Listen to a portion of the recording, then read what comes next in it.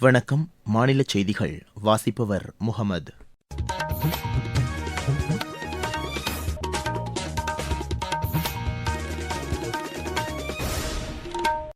தலைப்புச் செய்திகள். தமிழகம் மற்றும் புதுச்சேரியில் பல்வேறு வளர்ச்சித் திட்டங்களுக்கு பிரதமர் திரு நரேந்திர மோடி இன்று அடிக்கல் நாட்டுகிறார்.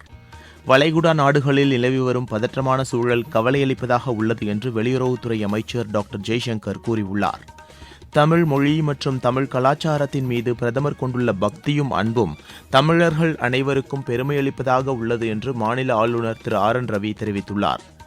ரயில் வழித்தடங்களில் வனவிலங்குகள் விபத்துக்குள்ளாவதை தடுப்பதற்கான நடவடிக்கைகள் மேற்கொள்ளப்பட்டுள்ளதாக மாநில வனத்துறை அமைச்சர் திரு ராஜகண்ணப்பன் கூறியுள்ளார். உலகக்கோப்பை டுவெண்டி கிரிக்கெட் போட்டியில் இந்தியா இன்று வெஸ்ட் இண்டீஸை எதிர்கொள்கிறது. இனி விரிவான செய்திகள். பிரதமர் திரு நரேந்திர மோடி தமிழகம் மற்றும் புதுச்சேரியில் இன்று நடைபெறும் பல்வேறு நிகழ்ச்சிகளில் பங்கேற்கிறார். நேற்றிரவு சென்னை விமான நிலையம் வந்தடைந்த அவருக்கு ஆளுநர் திரு ஆர் என் ரவி, மாநில அமைச்சர் திரு தங்கம் தென்னரசு, மத்திய இணையமைச்சர் டாக்டர் எல் முருகன், எதிர்க்கட்சித் தலைவர் திரு எடப்பாடி பழனிசாமி, பிஜேபி மாநில தலைவர் திரு நயினார் நாகேந்திரன் உள்ளிட்டோர் வரவேற்பு அளித்தனர்.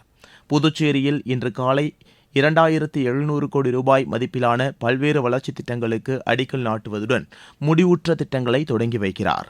பின்னர் மதுரை செல்லும் அவர் 4400 கோடி ரூபாய் மதிப்பிலான பல்வேறு திட்டப்பணிகளை தொடங்கி வைத்து புதிய திட்டங்களுக்கு அடிக்கல் நாட்டுகிறார்.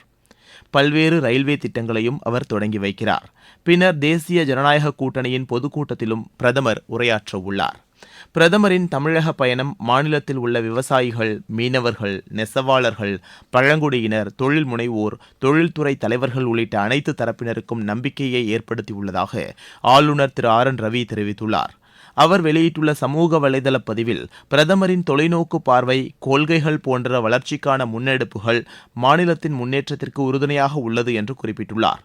தமிழ் மொழி மற்றும் கலாச்சாரத்தின் மீது பிரதமர் கொண்டுள்ள பக்தியும் அன்பும் தமிழர்களாகிய நம் அனைவருக்கும் பெருமையளிப்பதாக உள்ளது என்றும், இந்திய நாகரிகத்தின் மீது காலத்தால் அழியாத இடத்தை நிலைநிறுத்தி உள்ளது என்றும் திரு ஆர் என் ரவி தெரிவித்துள்ளார். மத்திய இணையமைச்சர் டாக்டர் எல் முருகன் விடுத்துள்ள சமூக வலைதள பதிவில், தமிழகத்தில் தேசிய ஜனநாயக கூட்டணியின் நல்லாட்சி மலர அடிக்கல் நாட்ட வருகை தரும் பிரதமர் திரு நரேந்திர மோடியை தமிழக மக்கள் சார்பாக அன்புடன் வரவேற்பதில் பெருமகிழ்ச்சி அடைவதாக கூறியுள்ளார். உலக நாடுகளிடையே தமிழின் பெருமையை தொடர்ந்து எடுத்துரைத்து வரும் பிரதமர் திரு நரேந்திர மோடியை வரவேற்பதாக பிஜேபி மாநில தலைவர் திரு நயினார் நாகேந்திரன் தெரிவித்துள்ளார். அமெரிக்கா, இஸ்ரேல் நாடுகள் ஈரான் மீது தாக்குதல் நடத்தியுள்ளதை அடுத்து மேற்கு ஆசிய நாடுகளில் பதற்றமான சூழல் ஏற்பட்டுள்ளது. தெஹ்ரான் உள்ளிட்ட பல்வேறு நகரங்கள் மீது வான்வழி தாக்குதல் நடத்தப்பட்டதாகவும், ஈரான் தலைவர் திரு அயத்துல்லா அலி காமெனியின் அலுவலகம் அருகே தாக்குதல் நடத்தப்பட்டதாகவும் தகவல்கள் தெரிவிக்கின்றன. அமெரிக்காவின் தேசிய பாதுகாப்பின் மீதான ஈரானின் அச்சுறுத்தல் காரணமாக அந்நாட்டின் மீது ராணுவ நடவடிக்கை மேற்கொள்ளப்பட்டுள்ளதாக அமெரிக்க அதிபர் திரு டொனால்டு ட்ரம்ப் தெரிவித்துள்ளார். இந்த தாக்குதலில் 201 பேர் உயிரிழந்துள்ளதாகவும் 700க்கும் அதிகமானோர் காயமடைந்துள்ளதாகவும் ஈரான் தெரிவித்துள்ளது. இதனையடுத்து மத்திய கிழக்கு நாடுகளில் உள்ள அமெரிக்கா, இஸ்ரேல் நாடுகளின் ராணுவ நிலைகள் மீது ஏவுகணைகள் மற்றும் ட்ரோன் தாக்குதல் நடத்தப்பட்டதாக ஈரான் தெரிவித்துள்ளது. இதனைத் தொடர்ந்து ஈரான் நாட்டின் வான் எல்லைகள் மூடப்பட்டுள்ளதாகவும் இணையதள சேவைகள் நிறுத்தப்பட்டுள்ளதாகவும் அந்நாட்டு அரசு தெரிவித்துள்ளது. இதனிடையே ஈரான் நடத்தியுள்ள தாக்குதலுக்கு கத்தார், குவைத் நாடுகள் கண்டனம் தெரிவித்துள்ளன.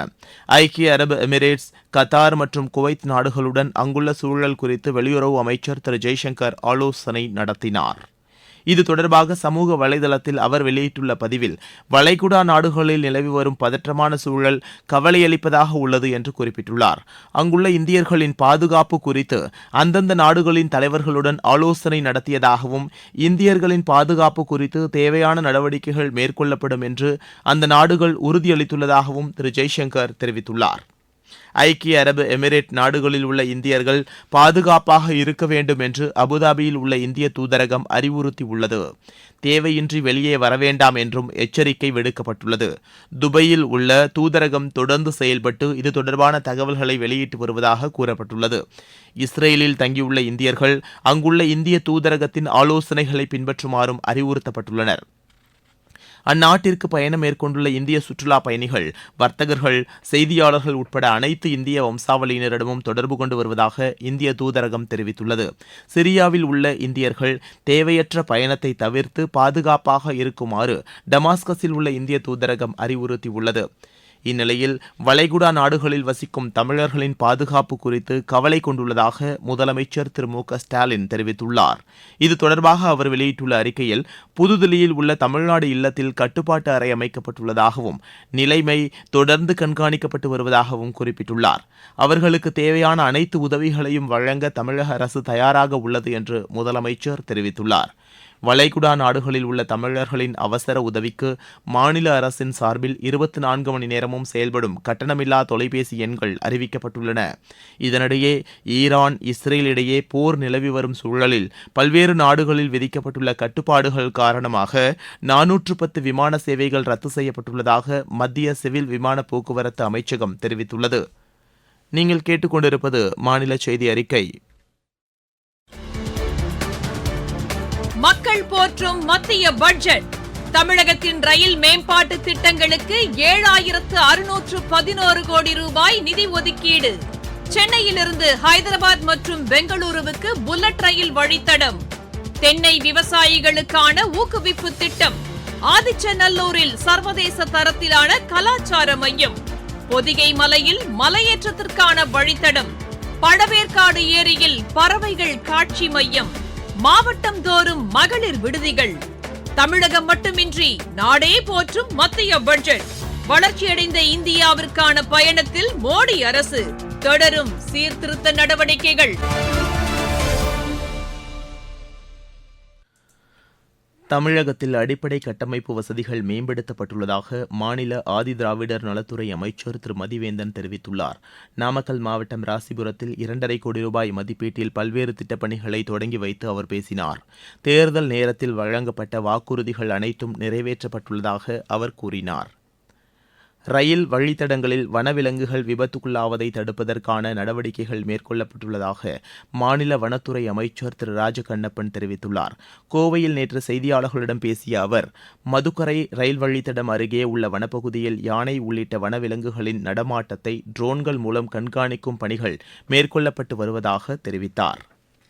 தமிழகத்தின் மேற்கு தொடர்ச்சி மலையை ஒட்டிய பகுதிகளில் ஒரு சில இடங்களில் இன்றும் நாளையும் மிதமான மழைக்கு வாய்ப்புள்ளதாக வானிலை ஆய்வு மையம் தெரிவித்துள்ளது. இதனிடையே தமிழக கடலோர பகுதிகளில் ஓரிரு இடங்களில் லேசான பனிமூட்டம் காணப்படும் என்றும் அந்த மையம் கூறியுள்ளது. இருவரிச் செய்திகள். ஆப்கானிஸ்தான், பாகிஸ்தான் இடையேயான போரை அமைதி பேச்சுவார்த்தை மூலம் முடிவுக்கு கொண்டுவர பாகிஸ்தான் முன்வர வேண்டும் என்று ஆப்கானிஸ்தான் வலியுறுத்தியுள்ளது. நேபாளத்தில் நாடாளுமன்ற தேர்தல் விரைவில் நடைபெறவுள்ள நிலையில் பல்வேறு அரசியல் கட்சிகளின் பிரச்சாரம் தீவிரமடைந்துள்ளது. பிரேசிலில் ஏற்பட்ட மழை வெள்ளம் காரணமாக உயிரிழந்தவர்களின் எண்ணிக்கை 68ஆக அதிகரித்துள்ளது. கர்ப்பப்பை வாய் புற்றுநோய் தடுப்பூசி இயக்கம் மகளிரின் சுகாதாரத்தை மேம்படுத்தும் அரசின் முக்கிய நடவடிக்கை என்று தில்லி எய்ம்ஸ் மருத்துவமனையின் இயக்குநர் டாக்டர் எம் ஸ்ரீனிவாஸ் தெரிவித்துள்ளார். தென்னாப்பிரிக்கா ஜிம்பாப்வே உலகக்கோப்பை 2020 கிரிக்கெட் போட்டியை முன்னிட்டு தில்லியின் சில இடங்களில் இன்று பிற்பகல் 3 முதல் இரவு 10 மணி வரை போக்குவரத்து கட்டுப்பாடுகள் விதிக்கப்பட்டுள்ளன. மும்பை செம்பூரில் உள்ள சுபாஷ் நகரில் கட்டப்பட்டு வரும் அடுக்குமாடி கட்டிடத்திலிருந்து தவறி விழுந்ததில் தொழிலாளி ஒருவர் உயிரிழந்தார். சென்னையில் 4 கோடி ரூபாய் செலவில் கட்டப்பட்டுள்ள தமிழ்நாடு கொள்கை மற்றும் ஆளுகை அனுபவ கற்றல் மையத்தை மாநில துணை முதலமைச்சர் திரு உதயநிதி ஸ்டாலின் திறந்து வைத்தார். சேலத்தில் இருசக்கர வாகன ஓட்டிகள் தலைக்கவசம் அணிய வேண்டியதன் அவசியம் குறித்த விழிப்புணர்வு நிகழ்ச்சி நடைபெற்றது. கடலூரில் அரசு பள்ளி மாணவர்களுக்கு ஆங்கில மொழி பேச்சு, கிராமிய நடனம், பரதம் உள்ளிட்ட பல்வேறு பயிற்சிகள் வழங்கப்பட்டது. நெல்லை மாவட்டம் முன்னதுரை வனச்சரகத்தில் இயற்கையை பாதுகாப்பது குறித்த பள்ளி மாணவர்களுக்கான விழிப்புணர்வு நிகழ்ச்சி நேற்று நடைபெற்றது. விளையாட்டுச் செய்தி. உலகக்கோப்பை 2020 கிரிக்கெட் போட்டியில் இந்தியா இன்று வெஸ்ட் இண்டீஸை எதிர்கொள்கிறது. கொல்கத்தாவில் இப்போட்டி இரவு மணி 7க்கு தொடங்குகிறது. மீண்டும் தலைப்புச் செய்திகள். தமிழகம் மற்றும் புதுச்சேரியில் பல்வேறு வளர்ச்சித் திட்டங்களுக்கு பிரதமர் திரு நரேந்திர மோடி இன்று அடிக்கல் நாட்டுகிறார். வளைகுடா நாடுகளில் நிலவி வரும் பதற்றமான சூழல் கவலையளிப்பதாக உள்ளது என்று வெளியுறவுத்துறை அமைச்சர் டாக்டர் ஜெய்சங்கர் கூறியுள்ளார். தமிழ் மொழி மற்றும் தமிழ் கலாச்சாரத்தின் மீது பிரதமர் கொண்டுள்ள பக்தியும் அன்பும் தமிழர்கள் அனைவருக்கும் பெருமையளிப்பதாக உள்ளது என்று மாநில ஆளுநர் திரு ஆர் என் ரவி தெரிவித்துள்ளார். ரயில் வழித்தடங்களில் வனவிலங்குகள் விபத்துக்குள்ளாவதை தடுப்பதற்கான நடவடிக்கைகள் மேற்கொள்ளப்பட்டுள்ளதாக மாநில வனத்துறை அமைச்சர் திரு ராஜ கண்ணப்பன் கூறியுள்ளார். உலகக்கோப்பை டுவெண்டி கிரிக்கெட் போட்டியில் இந்தியா இன்று வெஸ்ட் இண்டீஸை எதிர்கொள்கிறது. இத்துடன் இந்த செய்தி அறிக்கை நிறைவடைகிறது.